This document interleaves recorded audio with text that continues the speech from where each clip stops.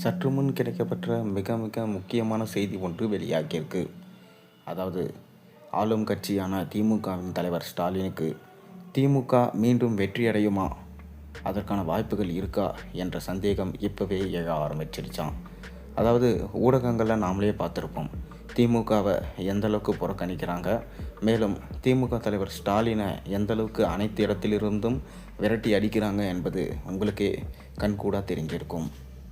மேலும் சமூக ஊடகங்களில் திமுக தலைவர் ஸ்டாலின் அவர்கள் மீண்டும் ஆட்சி அமைப்பாரா, வெற்றியை தக்க வைத்து கொள்வாரா என்ற கேள்விகள் எழுந்து கொண்டு தான் இருக்குது.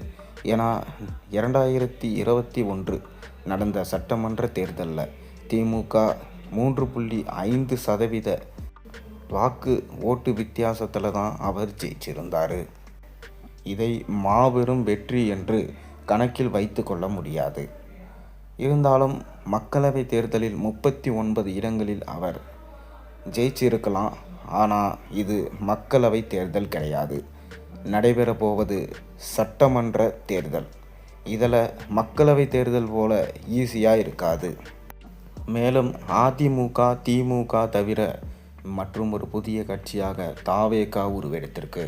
தளபதி விஜய் அவர்கள் ஆரம்பித்த தாவேகா கிட்டத்தட்ட 15 முதல் 20% வாக்குகளை பெறும் என்று ஊர்ஜிதமாக சொல்லலாம்.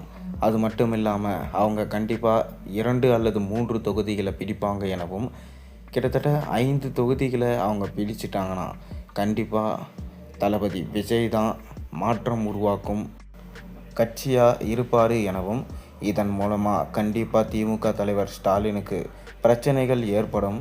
அதன் மூலமாக ஆட்சியை அவர் கைவிடவும் அதிக வாய்ப்பு இருக்கிறதா சொல்லப்படுது. அது மட்டும் இல்லாமல் கூட்டணி கட்சியாக இருக்கக்கூடிய பல கட்சிகள் அனைவரும் திமுகவை விட்டு வெளியேறுவதை நம்ம கண்கூடாக பார்க்கலாம். மேலும் விஜய் அவர்கள் இந்த வாக்கு சதவீதத்தோடு அதிமுகவில் இணைஞ்சார்னா கண்டிப்பாக அதிமுக வெற்றியடைய அதிக வாய்ப்பு இருக்கிறதா சொல்லப்படுது. எப்படி ஆந்திராவில் பவன் கல்யாண் அவர்கள் தீர்மானிக்கும் ஓட்டை வச்சிருக்காரோ, அதே போல தான் தமிழக வெற்றிக்காகவும் இந்த 2026 தேர்தலில் வெற்றி அடைஞ்சு அவங்களுடைய ஓட்டுகளை வச்சு முதல்வரை தீர்மானிப்பாங்க என்று சொல்லப்படுது.